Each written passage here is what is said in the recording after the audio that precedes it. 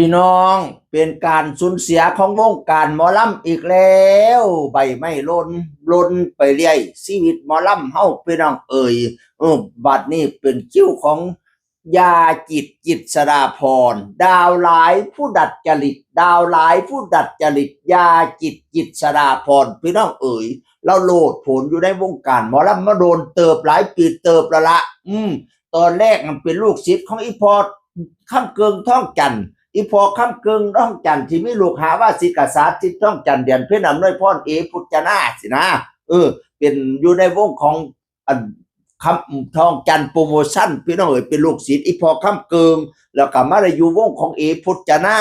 จากนั้นแล้วกันโลดผลไปหลายเวทีไปอยู่น้ำลุงที่ว่าอันน้อยศิลป์กลับไป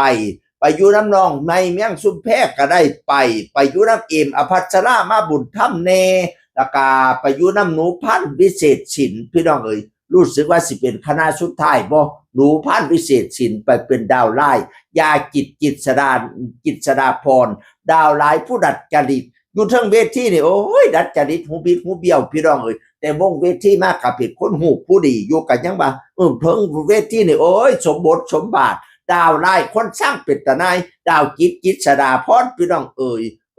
บิดบุญแล้วออกจากหมู่บ้านมากกับไปพักรักษาตัวเนาะจังสิละมันบ่แน่บ่นอนเด้ชีวิตหมอลำเฮาน่ะรักษาสุขภาพเด้อลูกหลานพักผ่อนให้เลี้ยงพ่อลงเวทีมาพ่อนอนก็นอนแน่อย่าหออย่าหอนหลาย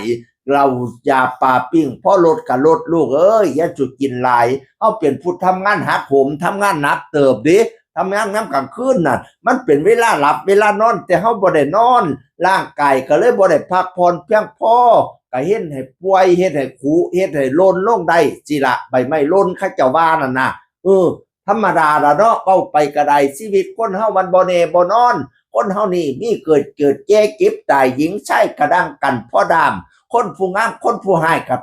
ตายไปบ่เหลือดอกหัวงอกหัวดำแท้กับไปเสี่ยงแม่นบ่ยังสิ่งที่เหลืออยู่ข้างคือความชั่วกับความดีเว้าให้แม่นอีหลีคือบาปกับบุญสิซอยจุนอย่าคำไผผู้ทำบุญสร้างทางยางกะเป็นดีดอกไผผู้ทำกรรมไม่กระทุกให้ลำบากเข็นเพิ่นจังไว้พากันทำบุญสร้างกุศลท่านเอาไว้ในตักบาตรและหยาดน้ำต่างท่าพระเมตไตรนรชาติวางวายมาลายสิ้นทั้งอินทรีย์สถิตทั่วแต่ชั่วดีประดับไว้ในโลกาเหลือแต่ชั่วกับดีสิประดับไว้ในโลกพี่น้องวัวควายเหลือไว้แต่เขาหนังช้างไปยังเหลืองาเป็นศักดิ์ศรีคนเราไปก็เหลือไว้แต่ชั่วดีสิ่งนี้จะสถิตไว้ในโลกาภาคกันสร้างทำความดีไว้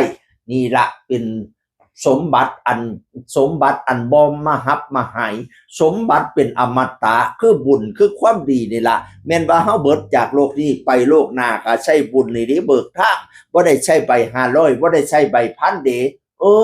ตัวบุญนี่ละเป็นต้นสำคัญพี่น้องสิพาเฮาไปมองนั่นมองนี่ตามหลักพระพุทธศาสนาเพิ่นว่าตามหลักพระพุทธเจ้าเพิ่นว่าบุญสินำพาพี่น้องก็ขอให้ยาจิตรสดาพรไปสู่ภพสู่ภูมิที่ดีๆไปเป็นนางฟ้านางสวรรค์อยู่สวรรค์ชั้นฟ้าพุ่นย่าเมยาจิตรสดาพรดาวหลายผู้ดัดจริตอย่าไปเป็นดาวไล่ให้ไปเป็นนางเอกอยู่เทิงฟ้าบัดนี้จากเสียงคนเก่าเว้าสู่ฟังสวัสดีครับสวัสดีครับ